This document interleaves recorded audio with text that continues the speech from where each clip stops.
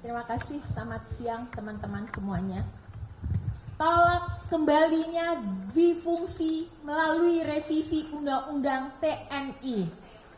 Pemerintah telah menyampaikan daftar inventarisasi masalah atau DIM revisi Undang-Undang TNI kepada DPR 11 Maret 2025. DIM itu bermasalah. Terdapat pasal-pasal yang akan mengembalikan militerisme atau dwifungsi TNI di Indonesia. Kami menilai agenda revisi Undang-Undang TNI tidak memiliki urgensi transformasi. Revisi Undang-Undang TNI ke arah yang profesional justru akan melemahkan profesionalisme militer sebagai alat pertahanan negara. TNI dilatih, dididik, dan disiapkan untuk perang, bukan untuk fungsi non-pertahanan seperti duduk di jabatan sipil.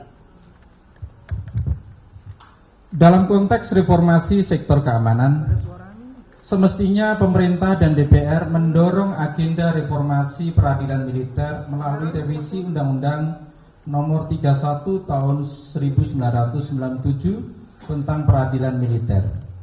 Agenda revisi undang-undang ini lebih penting ketimbang RUU TNI karena agenda itu merupakan kewajiban konstitusional negara untuk menjalankan prinsip persamaan di hadapan hukum bagi semua warga negara tanpa kecuali.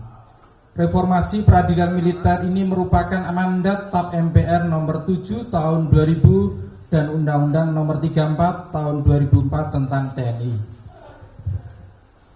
Kami menilai RUU TNI akan mengembalikan dwifungsi TNI, yaitu militer aktif menduduki jabatan-jabatan sipil.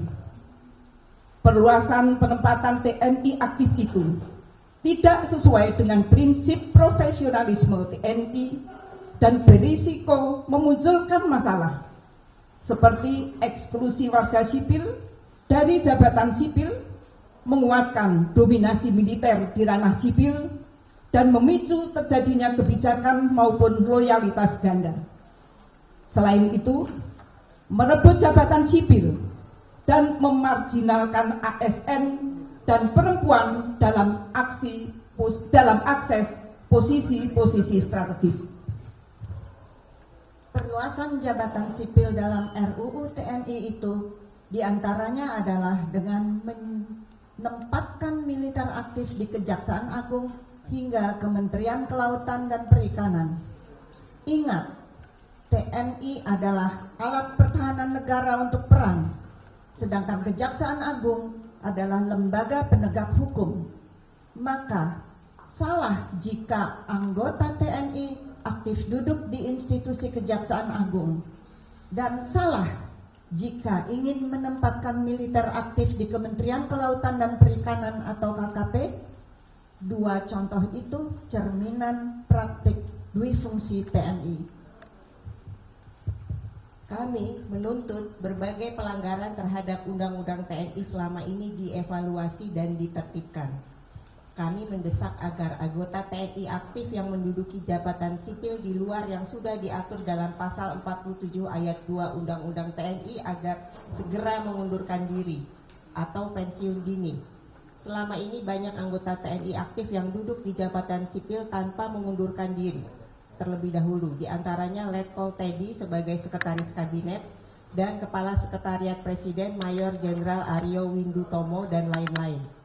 Lebih dari itu, seluruh kerjasama TNI yang didasarkan pada beragam MOU yang memberi ruang militer masuk dalam ranah sipil dengan dalih operasi militer selain perang perlu ditinjau ulang karena tidak sejalan dengan Undang-Undang TNI. Pelibatan militer dalam operasi selain perang hanya bisa dilakukan atas dasar keputusan politik negara, bukan melalui MOU sebagaimana ditegaskan dalam pasal 7 ayat 3 Undang-Undang TNI. Tidak dibenarkan konstruksi politik hukum RUU TNI untuk menjustifikasi berbagai pelanggaran yang sudah ada. Kami memandang bahwa perluasan tugas militer untuk menangani narkotika adalah keliru dan bisa berbahaya bagi negara hukum. Penanganan masalah narkotika utamanya berada dalam koridor kesehatan. Penegakan hukum yang proporsional bukan perang. Pelibatan TNI dalam mengatasi narkotika akan melanggengkan penggunaan war model.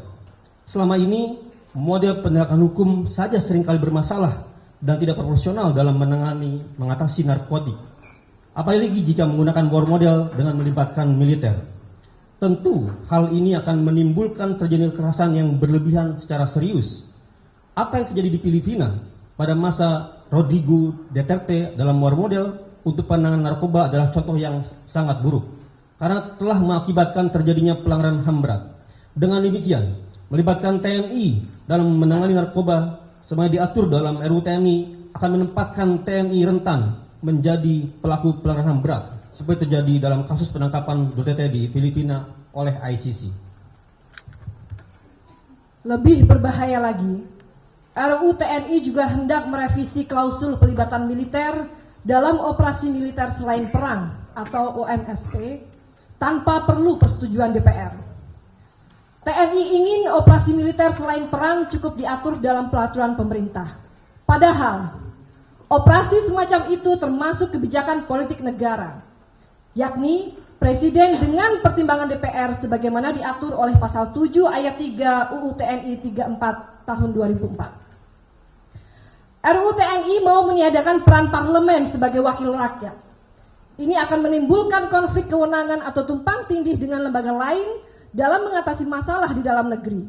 Secara tersirat, perubahan pasal itu merupakan bentuk pengambil alihan kewenangan wakil rakyat oleh TNI dalam operasi militer selain perang dan menghilangkan kontrol sipil. Kami menilai revisi Undang-Undang TNI ini hanya untuk melegitimasi mobilisasi dan ekspansi keterlibatan prajurit TNI dalam berbagai permasalahan domestik seperti makan bergizi gratis, distribusi gas LPG, ketahanan pangan, penjagaan kebun sawit, pelaksanaan proyek strategis nasional, serta penertiban dan penjagaan kawasan hutan bahkan sampai pengelolaan ibadah haji. Kami menolak RUU TNI maupun DIM RUU TNI yang disampaikan oleh pemerintah ke DPR karena mengandung pasal-pasal bermasalah dan berpotensi mengembalikan dui fungsi TNI dan militerisme di Indonesia. Kami justru mendesak pemerintah dan DPR untuk modernisasi alutsista, memastikan TNI adaptif terhadap ancaman eksternal, meningkatkan kesejahteraan prajurit TNI, dan memperhatikan keseimbangan gender dalam organisasi TNI yang mencakup peningkatan representasi perempuan dalam berbagai posisi strategis, penghapusan hambatan struktural dalam karir militer, serta jaminan lingkungan kerja yang aman dan bebas dari diskriminasi demi mewujudkan profesionalisme TNI kita sebagai alat pertahanan negara.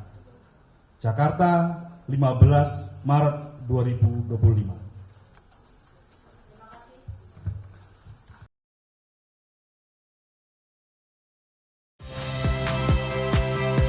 Saya Friska Clarissa. Saksikan program-program Kompas TV melalui siaran digital, pay TV, dan media streaming lainnya. Kompas TV, independen, terpercaya.